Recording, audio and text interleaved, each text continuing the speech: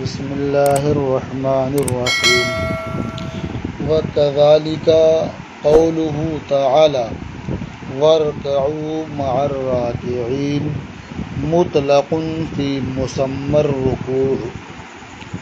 یہ وصول الشاشی کا صفحہ نمبر 99 ہے اور مطلق اور مقید کی بحث جاری ہے۔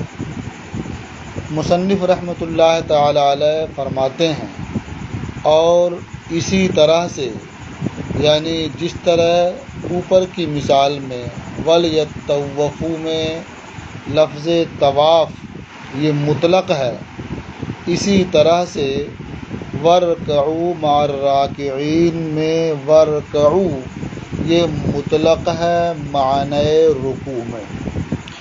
رکوع کے معنی ہے جھکنا۔ کہا جاتا ہے رکعت النخلۃ، یہ اس وقت بولتے ہیں جب کھجور زمین کی طرف مائل ہو جائے، جھک جائے تو اس کا تنا سیدھا کھڑا ہوتا ہے، تھوڑا سا جھک جائے تو اس کے لیے رکعت النخلہ کہا جاتا ہے۔ اسی طرح سے آدمی قیام میں ہوتا ہے، جب اس کے بعد وہ جھکتا ہے قیام سے تو اسے رکوع کہا جاتا ہے۔ تو وَارْكَعُوا مَعَ الرَّاكِعِينَ میں وَارْكَعُوا یہ معنی رکوع میں مطلق ہے۔ تو گویا اگر کوئی شخص قیام سے جھک جاتا ہے تو رکوع کی ادائیگی ہو جائے گی، تعدیل کی شرط اس میں نہیں ہوگی۔ بعض نے تعدیل کی شرط لگائی ہے، لیکن وہ اس طور پر نہیں ہے کہ وہ تعدیل فرض ہو، بلکہ ہمارے نزدیک بھی تعدیل کا حکم ہے، لیکن اس طور پر نہیں کہ وہ فرض ہے، بلکہ اس طور پر کہ وہ واجب ہے۔ اسی لیے مصنف رحمۃ اللہ تعالی علیہ فرماتے ہیں فَلَا يُزَادُ عَلَيْهِ شَرْطُ التَّعْدِيلِ بِحُكْمِ الْخَبَرِ، تو اس پر یعنی وَارْكَعُوا جو مطلق ہے اس کے اطلاق پر حدیث کی روح سے تعدیل کی شرط کا اضافہ نہیں کیا جائے گا۔ تعدیل کا مطلب کیا ہوتا ہے؟ اطمینان۔ تو رکوع میں اطمینان ہو جائے تو یہ تعدیل ہوئی، ایسے ہی سجدے میں اطمینان ہو جائے یہ تعدیل ہوئی۔ اسی لیے تعدیل ارکان بولتے ہیں کہ ہر رکن میں خوب اطمینان ہو جائے۔ خبر کی روح سے تعدیل کے اضافے کی جو بات ہے تو وجہ اس کی یہ ہے کہ ایک اعرابی مسجد میں تشریف لائے اور انہوں نے بغیر تعدیل کے جلدی نماز کے ارکان ادا کیے اور سرکار کی بارگاہ میں حاضر ہوئے، سلام عرض کیا۔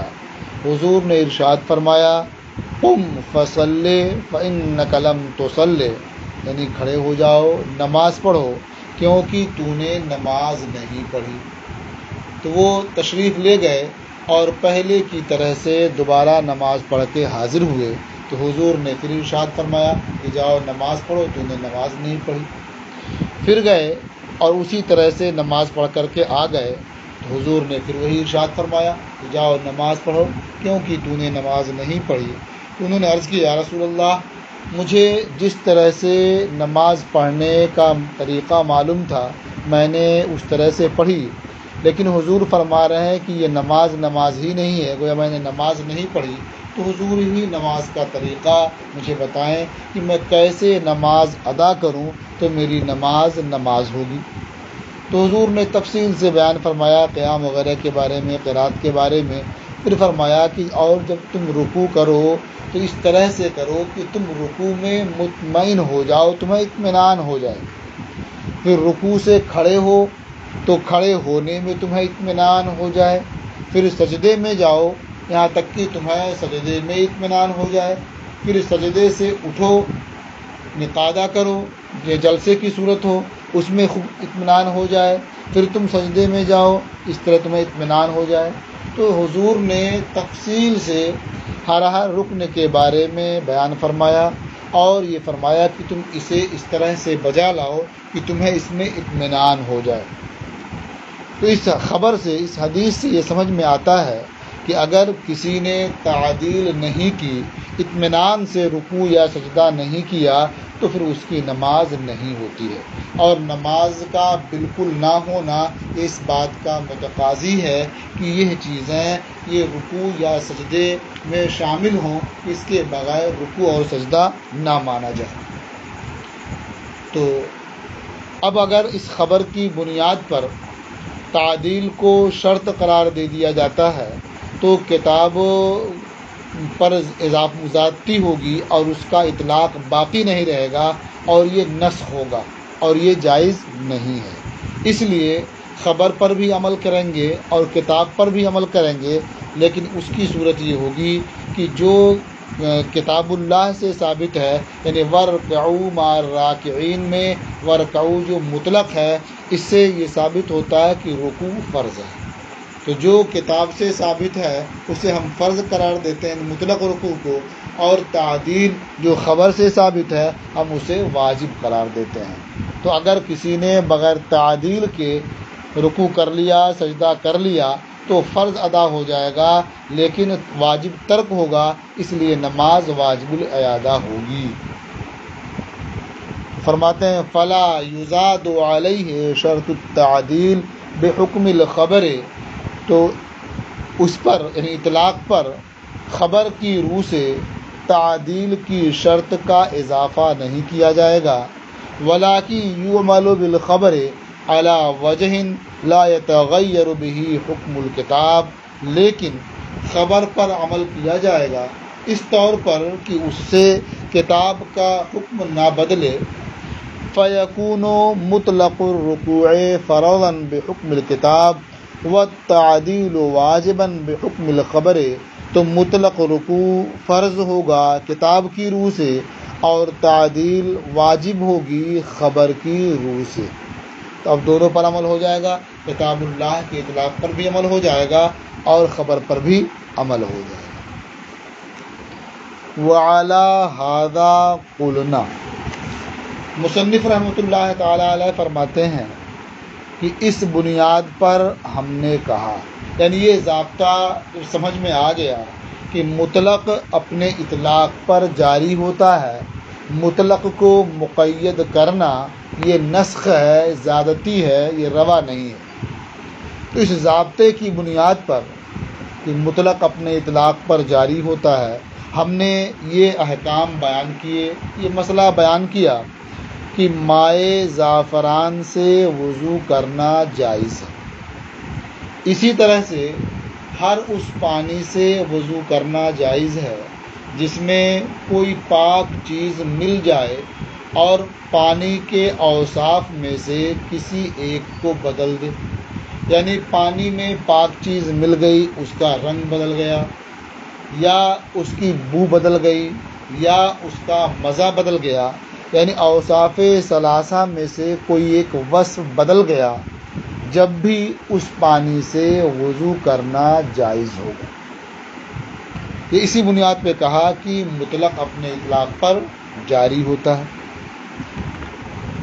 اور مائع زعفران سے یا اس کے مثل پانی سے وضو کے جواز کا جو قول ہے، ایک تو یہ ضابطہ ہوا، دوسرے دلیل یہ ہے کہ تیمم کی طرف لوٹنے کا حکم اس وقت ہے جب مطلق ماء موجود نہ ہو، نہ ملے، اور ظاہر ہے کہ جب مائع زعفران موجود ہے تو مائع مطلق باقی رہا، اور مائع مطلق کے ہوتے ہوئے تیمم کرنے کی اجازت نہیں ہے، لہٰذا جب مائع زعفران ہے تو اس سے وضو کرے گا، آدمی اس صورت میں تیمم نہیں کر سکتا۔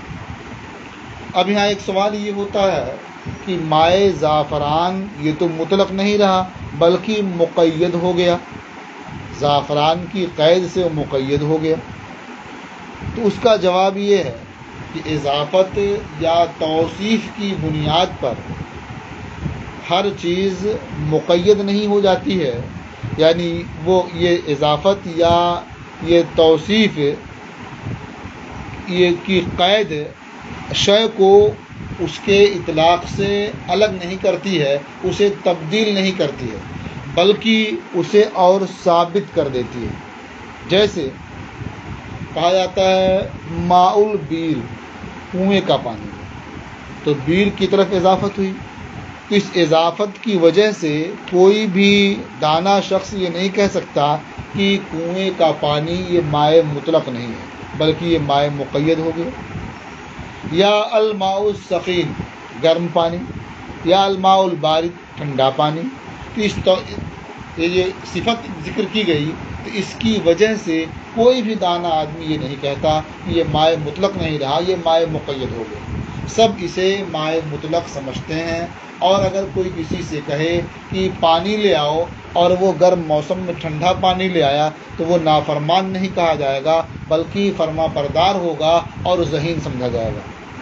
ٹھنڈک کے موسم میں کہا وضو کرنا، پانی لے آؤ، گرم پانی لے آیا تو فرما بردار ہوگا، اور وہ سمجھا جائے گا کہ بہت ہوشیار ہے، بہت سمجھدار ہے کہ موسم کے لحاظ سے اچھا پانی لے آیا۔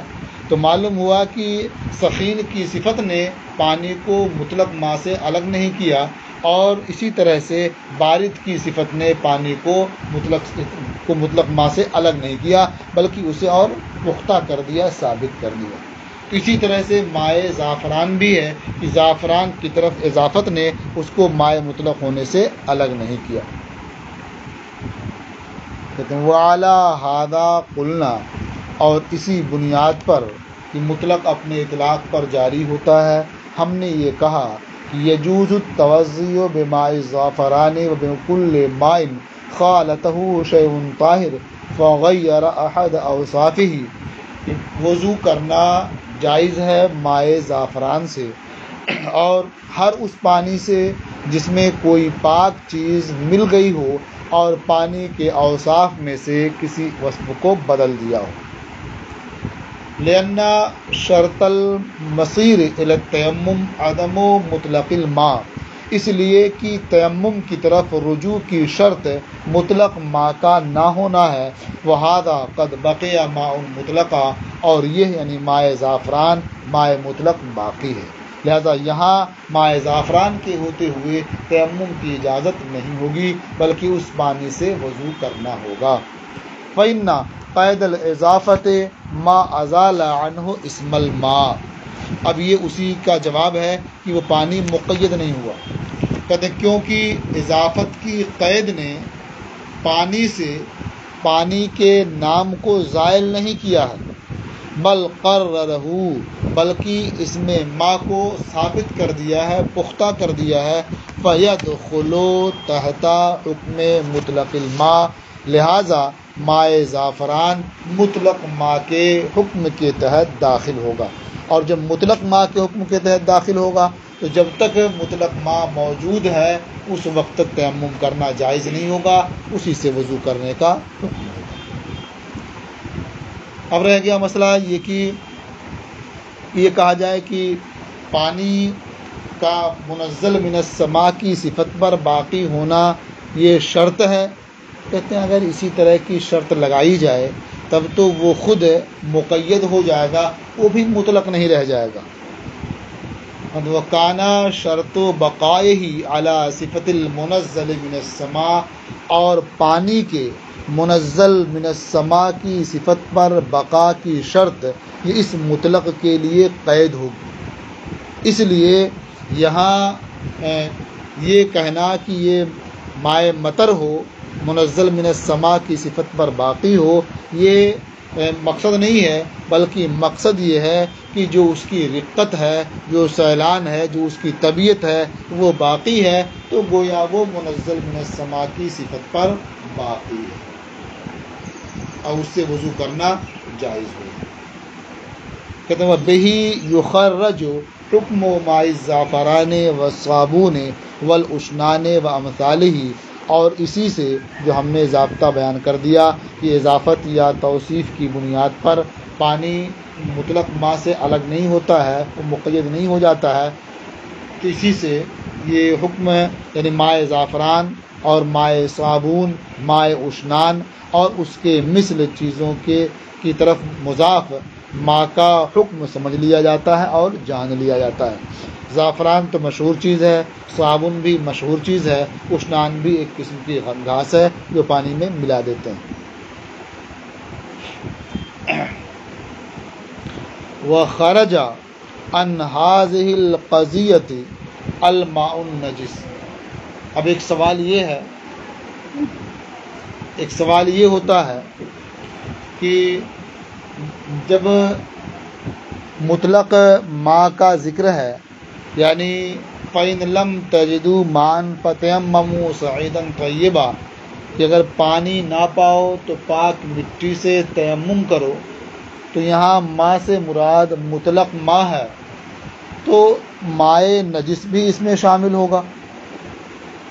تو کہتے ہیں کہ مائع نجس یہ مائع مطلق نہیں ہے، اس لیے اس میں شامل نہیں ہے کہ اللہ تعالیٰ ارشاد فرماتا ہے وَلَٰكِن يُرِيدُ لِيُطَهِّرَكُمْ، کہ اللہ چاہتا ہے کہ تمہیں پاک کر دے، یعنی جو اس نے تمہیں وضو کا حکم دیا ہے، غسل کا حکم دیا ہے، اس لیے کہ تمہیں پاک کر دے۔ تو اللہ چاہتا کہ تمہیں پاک کر دے، اور ظاہر ہے کہ مائع نجس یہ مفید طہارت نہیں ہے، لہٰذا مان سے یہ مائع نجس خود ہی نکل گیا، وہاں ماء سے مراد مائع طاہر ہے، مائع نجس نہیں ہے۔ اب مائع طاہر میں یہ مائع زعفران بھی ہے، مائع بیر بھی ہے، مائع عین بھی ہے، یہ سب ہیں۔ تو فرماتے ہیں وَخَرَجَ عَنْ هَٰذِهِ الْقَضِيَّةِ الْمَاءُ النَّجِسُ، اور اس حکم سے مائع نجس نکل گیا اللہ تعالیٰ کے اس ارشاد کی وجہ سے وَلَٰكِن يُرِيدُ لِيُطَهِّرَكُمْ، لیکن اللہ یہ چاہتا کہ تمہیں پاک کر دے۔ وَالنَّجْسُ لَا يُفِيدُ الطَّهَارَةَ، اور مائع نجس یہ مفید طہارت نہیں ہے۔ وَبِهَٰذِهِ الْإِشَارَةِ عُلِمَ أَنَّ الْحَدَثَ شَرْطٌ لِوُجُوبِ الْوُضُوءِ، اور اس اشارے سے، یعنی اس نص کے اشارے سے، اشارۃ النص سے یہ معلوم ہوا کہ حدث یہ شرط ہے وجوب وضو کے لیے، وجوب وضو کے لیے یہ حدث شرط ہے، کیونکہ اگر حدث نہ ہو، پہلے سے وضو موجود ہو، تو پھر یہ طہارت پر طہارت کا حاصل کرنا ہوگا، اور یہ تحصیل حاصل کی صورت ہوگی جو جائز نہیں ہے، ممکن نہیں ہے۔ فَإِنَّ تحصیل الطہارت بدون وجود الحدث محال، کیونکہ تحصیل طہارت بغیر وجود حدث کے یہ محال ہے۔ تو اشارۃ النص سے یہ معلوم ہوا کہ یہاں وضو کا وجوب یہ کب ہوگا؟ جب حدث پایا جائے، تو حدث یہ شرط ہے وجوب وضو کے لیے۔ اشارۃ النص سے کیسے معلوم ہوا؟ اس میں صاف فرمایا گیا کہ جب تم میں سے کوئی قضائے حاجت سے آئے اور پانی نہ پائے، تو وہ پاک مٹی سے تیمم کرے، پاک مٹی کا وہ قصد کرے۔ تو سمجھ میں آیا کہ جب وہ قضائے حاجت سے آئے گا تو حدث ہوگا، اب اس کے بعد اس پر وضو کرنا ضروری ہوگا۔ اشارۃ النص سے یہ معلوم ہوا کہ حدث یہ شرط ہے وجوب وضو کے لیے۔ اب یہاں ایک سوال یہ ہوتا ہے کہ وضو کے لیے حدث شرط ہے، اور اگر حدث نہ ہو تو آدمی وضو کرے تو نہیں ہو سکتا کہ تحصیل حاصل ہے، جبکہ آپ دیکھتے ہیں اور سمجھتے ہیں کہ وضو علی الوضو یہ ہوتا ہی رہتا ہے، لوگ کرتے ہیں وضو علی الوضو، تو یہ تحصیل حاصل اگر ہے یہ تو ہو رہا ہے۔ تو کہتے ہیں کہ دیکھیے یہ وضو طہارت کے لیے ہے، اور آدمی وضو پر وضو کرتا ہے، تو یہ اس لیے جائز ہے کہ یہاں بھی طہارت ہے، کیونکہ وضو جس طرح سے ظاہری طور پر جسم کو پاک کرتا ہے، اسی طرح سے باطنی طور پر وہ آپ کو گناہوں سے بھی پاک کرتا ہے۔ تو مثلا آپ نے ظہر کے لیے وضو کیا، پھر اس کے بعد عصر کی نماز پڑھنی، اور آپ کا وضو حدث لائق نہیں، وضو باقی رہا آپ کا، پھر آپ وضو کرتے ہیں، تو یہ وضو آپ کو پاک کرنے والا ہے ان گناہوں سے جو ظہر سے لے کر کے عصر تک آپ سے رونما ہوئے۔ مثلاً آپ نے کسی کی غیبت کر دی، کسی کی شکایت کر دی، یا جھوٹ بول دیا، یا کوئی خلاف شرع امر آپ سے واقع ہوا جو گناہ ہے، تو اس وضو سے وہ گناہ آپ کا دھلے گا یا کچھ ہلکا ہوگا۔ تو معلوم ہوا کہ یہ پاک کرنے والا ہے، یہ تحصیل حاصل نہیں ہے۔ جو پہلے حاصل ہو چکی تھی طہارت، اس کے بعد جو گندگی آپ کے اندر آئی، یہ وضو اسے پاک کر رہا۔ یا اس کا جواب یہ ہے کہ جو وضو علی الوضو ہے، یہ اگر تقرب کی نیت سے ہے تو یہ ثواب کا باعث ہوگا، اور بغیر تقرب کے ہے تو کم از کم گرمی کے موسم میں وضو پر وضو کرتا ہے تو ٹھنڈک اسے حاصل ہوگی۔ تو بہرحال جو چیز پہلے سے حاصل ہے وہ حاصل نہیں ہو رہی ہے اس سے، بلکہ دوسری چیز ہی حاصل ہو رہی ہے۔ کوئی نیت نہیں ہے تو ٹھنڈک حاصل ہو رہی ہے جو پہلے حاصل نہیں تھی، اور نیت اگر ہے تو ثواب حاصل ہو رہا ہے وہ جو پہلے حاصل نہیں تھا۔ فرماتے ہیں بِهَذِهِ الْإِشَارَةِ عُلِمَ أَنَّ الْحَدَثَ شَرْطٌ لِوُجُوبِ الْوُضُوءِ، اور اس اشارے سے، یعنی اس نص کے اشارے سے یہ معلوم ہو گیا کہ حدث شرط ہے وجوب وضو کے لیے۔ فَإِنَّ تَحْصِيلَ الطَّهَارَةِ بِدُونِ وُجُودِ الْحَدَثِ محال، کیونکہ تحصیل طہارت بغیر وجود حدث کے محال ہے۔ قال ابو حنیفہ المظاہر اذا جامع امرأته فی خلال الاطعام لا یستعنف الاطعام۔ اب یہ کچھ مسائل اور بیان فرماتے ہیں جس سے یہ معلوم ہوگا کہ مطلق اپنے اطلاق پر جاری ہوتا ہے اور کسی خبر کی بنیاد پر اسے مقید نہیں کیا جائے گا۔ تو فرماتے ہیں کہ امام اعظم ابو حنیفہ رحمۃ اللہ تعالی علیہ کہ جب مرد اپنی بیوی سے جمع کر لے کھانا کھلانے کے درمیان، تو پھر اس درمیان میں جمع کرنے کی وجہ سے اس کو نئے سرے سے کفارے میں کھانا نہیں کھلانا پڑے گا۔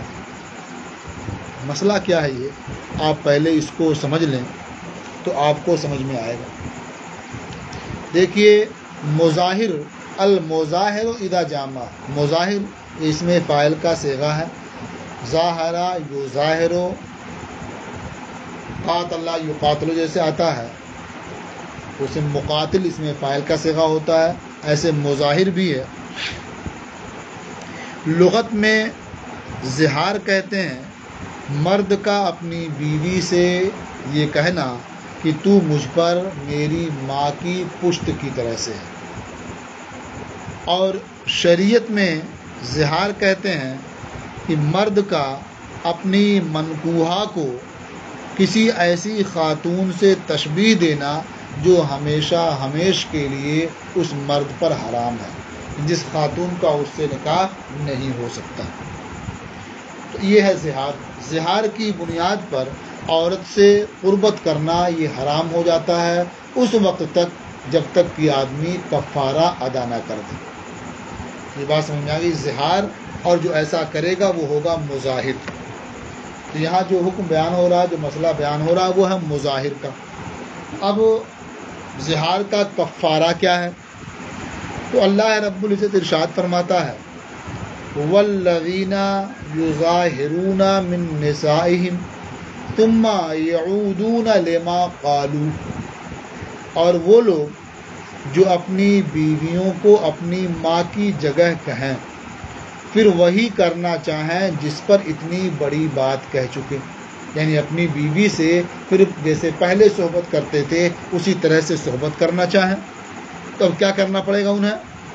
فَتَحْرِيرُ رَقَبَةٍ مِّن قَبْلِ أَن يَتَمَاسَّا، ایک غلام آزاد کرنا ہے اپنی بیوی کو چھونے سے پہلے۔ یہ کفارے کی ایک صورت ہوئی۔ آگے اللہ تعالیٰ ارشاد فرماتا ہے ذَلِكُمْ تُوعَظُونَ بِهِ وَاللَّهُ بِمَا تَعْمَلُونَ خَبِيرٌ، تمہیں اس کے ذریعہ نصیحت کی جاتی ہے اور اللہ تمہارے کاموں سے باخبر ہے۔ فَمَن لَمْ يَجِدْ، فصیام شہرین متتابعین من قبل ان یتماسا، تو جو غلام نہ پائے، یعنی غلام سرے سے ملے ہی نہ، جیسے اس وقت غلام نہیں ملتے ہیں، یا غلام تو ملتے ہیں لیکن خریدنے کی طاقت اور وسعت ہی نہیں ہے، دونوں صورتیں نہ پانے کی ہیں۔ فمن لم یجد، تو جو غلام نہ پائے یا غلام آزاد کرنے کی وسعت نہ ہو اسے، فصیام شہرین متتابعین من قبل یتماسا، تو وہ شخص لگاتار 2 مہینے روزہ رکھے اپنی بیوی سے جمع کرنے سے پہلے، لگاتار 2 مہینہ۔ اگر درمیان میں اس نے اپنی بیوی سے جمع کر لیا، کتنے روزے رکھ چکے تھے وہ کفارے کے اب بیکار گئے، یعنی اس سے کفارہ ادا نہیں ہوگا، اب پھر نئے سرے سے 2 مہینے روزہ رکھنے پڑیں گے اسے۔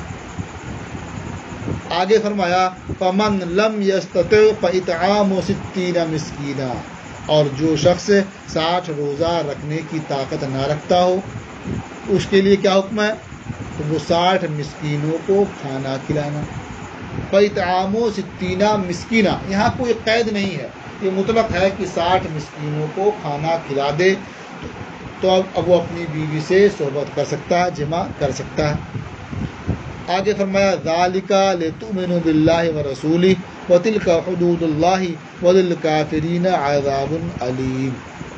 تو یہاں کفارے میں 3 چیزیں بیان کی گئیں، ایک غلام آزاد کرنا، اس کے لیے بھی قید ہے کہ بیوی سے صحبت کرنے سے پہلے ہو، اور دوسری صورت بیان کی گئی 60 روزے رکھنا لگاتار، یہ بھی بیوی کو مس کرنے سے پہلے، جمع کرنے سے پہلے، اور تیسری صورت بیان کی گئی 60 مسکینوں کو کھانا کھلانا، لیکن اس کے لیے من قبل یتماسا کی کوئی قید نہیں ہے۔ تو جب کتاب میں من قبل یتماسا کی قید نہیں ہے تو اگر کسی مظاہر نے فقراء مساکین کو کھانا کھلانا شروع کیا اور درمیان ہی میں اپنی بیوی سے مجامعات کر لی تو نئے سرے سے کھانا نہیں کھلانا پڑے گا، کیونکہ یہ کفارے کی یہ آخری صورت ہے، من قبل یتماسا کی قید سے مقید نہیں ہے۔ قال ابو حنیفہ، امام اعظم ابو حنیفہ رحمۃ اللہ علیہ نے فرمایا اذا جامع امرأته فی خلال الاطعام، المظاہر اذا جامع امرأته فی خلال الاطعام، مظاہر جب اپنی بیوی سے کھانا کھلانے کے درمیان جمع کر لے، لا یستأنف الاطعام، تو وہ نئے سرے سے 60 مسکینوں کو کھانا نہیں کھلائے گا۔ لأن الکتاب مطلق فی حق الاطعام، کیونکہ کتاب حق اطعام میں مطلق ہے، یعنی عدم مسیس سے مقید نہیں ہے۔ تو قرآن میں کیا ہے؟ فاطعام 60 مسکینہ، تو 60 مسکینوں کو کھانا کھلانا ہے، وہاں کوئی قید نہیں ہے من قبل یتماسا۔ فلا یزاد علیہ شرط عدم المسیس بالقیاس علی الصوم، تو اطعام پر یعنی کھانا کھلانے پر عدم مسیس کی شرط کا اضافہ نہیں ہوگا صوم پر قیاس کرتے ہوئے۔ یہ صوم پر قیاس کرنا کیا ہے؟ یعنی کفارے کی ایک صورت جو روزہ رکھنا ہے تو اس میں کیا ہے کہ فصیام شہرین متتابعین من قبل ان یتماسا، تو روزہ رکھنے والی صورت میں یہ قید ہے کہ یہ بیوی سے جمع کرنے سے پہلے پہلے ہو، لیکن کھانا کھلانے میں یہ قید نہیں ہے، لہذا کھانا کھلانے کو بھی اس قید سے مقید نہیں کیا جائے گا اس پر قیاس کرتے۔ بل المطلق یجری علی اطلاقہ والمقید علی تقییدہ، بلکہ مطلق اپنے اطلاق پر جاری رہے گا اور مقید اپنی تقیید پر جاری ہوگا۔ تو امام شافعی رحمۃ اللہ تعالی علیہ نے جو اسے مقید کیا ہے یہ اس ضابطے کے خلاف ہے۔ امام شافعی رحمۃ اللہ علیہ کے ہاں اگر کھانا کھلانے کے درمیان مظاہر نے اپنی بیوی سے جمع کر لیا تو اس کو پھر سے 60 مسکینوں کو کھانا کھلانا پڑے۔ وَكَذَلِكَ قُلْنَا الرَّقَبَةُ فِي كَفَّارَةِ الظِّهَارِ وَالْيَمِينِ مُطْلَقَةٌ فَلَا يُزَادُ عَلَيْهِ شَرْطُ الْإِيمَانِ بِالْقِيَاسِ عَلَى كَفَّارَةِ الْقَتْلِ۔ کہتے ہیں اسی طرح سے جیسے اطعام ہے 60 مسکینوں کو کھانا کھلانا، یہ مطلق ہے، اور باقی اس کے کفارے کی زہار کے کفارے کی 2 صورتیں جو مقید ہیں۔ اسی طرح سے ہم نے کہا کہ کفارہ زہار میں جو رقبہ ہے یعنی غلام آزاد کرنا ہے یہ مطلق ہے، اور کفارہ یمین میں جو غلام آزاد کرنا ہے یہ مطلق ہے، یعنی وہاں ایمان کی قید نہیں ہے، لہذا اس پر ایمان کی شرط کا اضافہ نہیں ہوگا کفارہ قتل پر قیاس کرتے ہوئے۔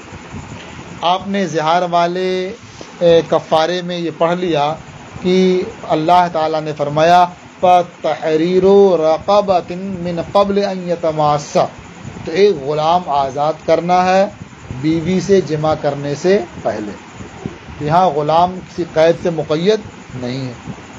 ایسے ہی کفارہ یمین کے بارے میں ہے، اللہ تعالیٰ ارشاد فرماتا ہے لا یؤاخذکم اللہ باللغو فی ایمانکم ولکن یؤاخذکم بما عقدتم الایمان، جو یمین منعقدہ ہے، جن قسموں کو تم نے پختہ کر لیا ہے، اس کا کفارہ بیان کرتے ہوئے اللہ نے فرمایا فَكَفَّارَتُهُ إِطْعَامُ 10 مَسَاكِينَ من اوسط ما تطعمون اہلیکم او کسوتہم او تحریر رقبۃ، یہاں بھی کفارے کی 3 صورتیں بیان کی گئیں۔ پہلے 10 مسکینوں کو کھانا کھلانا، یا انہیں کپڑے پہنانا، یا غلام آزاد کرنا۔ یہاں بھی مطلقاً ہے تحریر رقبۃ، غلام آزاد کرنا، رقبہ ایمان کی قید سے مقید نہیں ہے۔ پھر اس میں آگے اللہ نے فرمایا فمن لم یجد فصیام 3 ایام ذالک کفارۃ ایمانکم اذا حلفتم۔ تو کہنا یہ ہے کہ کفارہ یمین میں رقبہ کے آزاد کرنے کا حکم ہے، لیکن وہاں رقبہ مطلق ہے، ایمان کی قید سے مقید نہیں ہے۔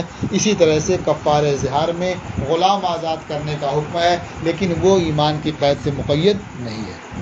ہاں کفارہ قتل میں جو غلام آزاد کرنا ہے وہ ایمان کی قید سے مقید ہے۔ اللہ تعالیٰ نے ارشاد فرمایا وَمَنْ قَتَلَ مُؤْمِنًا خَطًأً فَتَحْرِيرُ رَقَبَةٍ مُؤْمِنَةٍ، اور جو کسی مومن کو غلطی سے قتل کر دے تو ایک مومنہ رقبہ یعنی مومن غلام آزاد کرنا ہے۔ تو کفارے کی 3 صورتیں ہوئیں۔ قتل کے کفارے میں جو رقبہ آزاد کرنا ہے اس کے لیے ایمان کی شرط ہے، اور زہار اور یمین میں جو رقبہ آزاد کرنے کا حکم ہے اس میں ایمان کی شرط نہیں ہے، لہٰذا کفارے کی جو صورت مطلق ہے مطلق رکھی جائے گی، اور جو مقید ہے اسے مقید رکھا جائے گا، برخلاف امام شافعی رحمۃ اللہ علیہ کے کہ انہوں نے کفارہ قتل پر قیاس کرتے ہوئے کفارہ زہار اور کفارہ یمین میں بھی غلام کو ایمان کی قید سے مقید کیا۔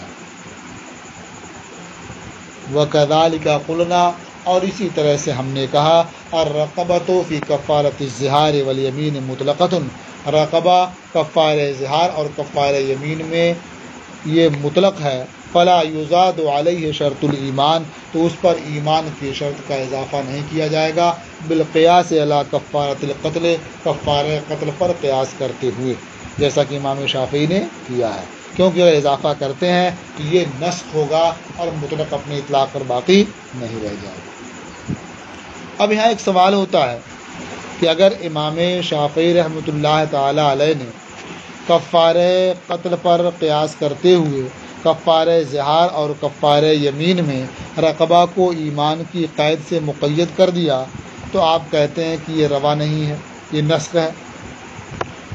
حالانکہ آپ نے بھی مسح راس میں ایسے ہی کیا ہے کہ مسح راس میں کتاب مطلق بعض کے مسح کو ثابت کرتی ہے، اور آپ نے مقدار ناسیہ سے مقید کر دیا ہے خبر کی بنیاد پر۔ خبر کیا ہے؟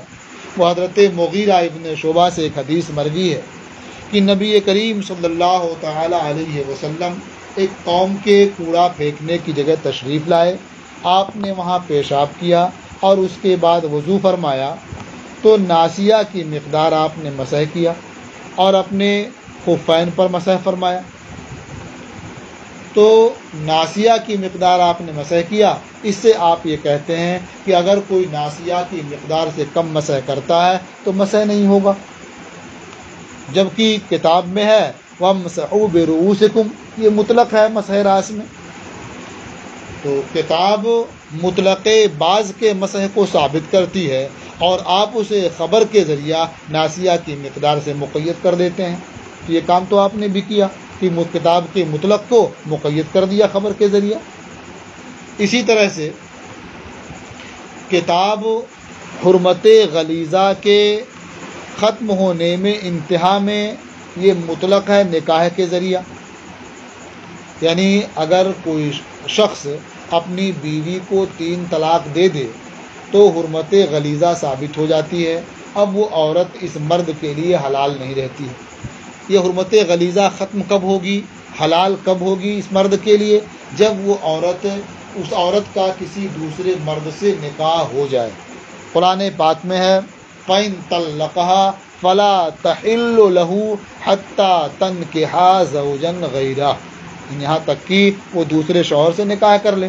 تو معلوم ہوا کہ دوسرے شوہر سے نکاح کر لینے سے حرمت غلیظہ ختم ہو جائے گی، اب پہلے شوہر کے لیے وہ حلال ہو جائے گی، حالانکہ آپ نے اسے دخول سے مقید کر دیا ہے۔ آپ یہ کہتے ہیں کہ صرف نکاح کر لینے سے وہ زوج اول کے لیے حلال نہیں ہوگی، بلکہ زوج اول کے لیے اس وقت حلال ہو سکے گی جب یہ جس مرد سے نکاح کیا ہے وہ مرد اس کے ساتھ جماع بھی کرے، وطی کرے۔ تو آپ نے اسے حدیث امرأۃ رفاعہ سے دخول کی قید سے مقید کر دیا ہے۔ یہ حدیث امرأۃ رفاعہ کیا ہے وہ آپ حاشیے میں دیکھ سکتے ہیں کہ ام المومنین حضرت عائشہ صدیقہ رضی اللہ تعالی عنہا سے مروی ہے کہ امرأۃ رفاعہ یعنی حضرت رفاعہ کی بیوی نے یہ عرض کیا کہ میں رفاعہ قرظی کے نکاح میں تھی، انہوں نے مجھے 3 طلاقیں دے دیں، تو میں نے ان کے بعد عبد الرحمن ابن زبیر سے نکاح کر لیا، لیکن میں نے انہیں نامرد پایا۔ تو نبی کریم علیہ الصلوۃ والسلام نے پوچھا اتریدین ان تعودی الی رفاعہ، کیا تو رفاعہ کی طرف لوٹنا چاہتی ہے، یعنی دوبارہ رفاعہ سے نکاح کرنا چاہتی ہے؟ انہوں نے کہا ہاں۔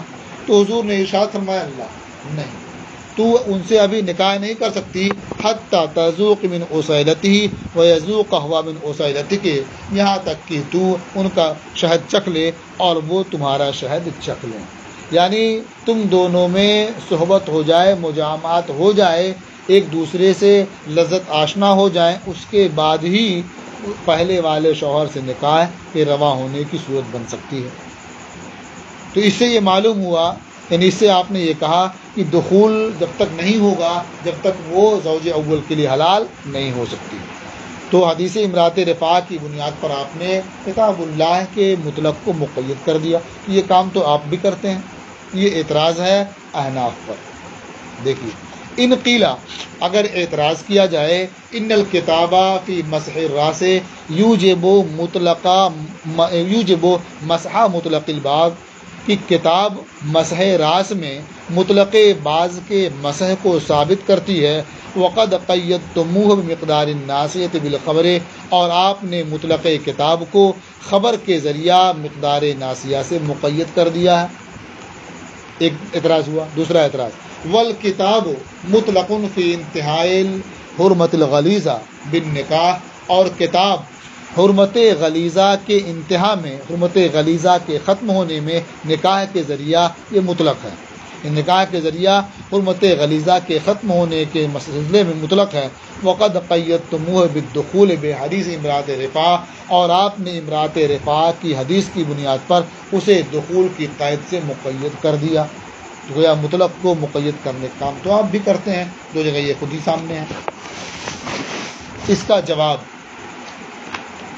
قلنا، ہم کہتے ہیں، یعنی ان دونوں اعتراضوں کا جواب دیتے ہیں، کہتے ہیں ان الکتابہ لیسا بمطلق فی باب المسح، یعنی مسح راس کا جو مسئلہ ہے وہاں وامسحوا برؤوسکم میں جو حکم مسح ہے یہ مطلق نہیں ہے، اس لیے کہ جب حکم مطلق ہو تو کسی بھی فرد کو آدمی بجا لائے تو مامور بہی کا ادا کرنے والا ہوتا ہے، مامور بہی کا بجا لانے والا ہوتا ہے۔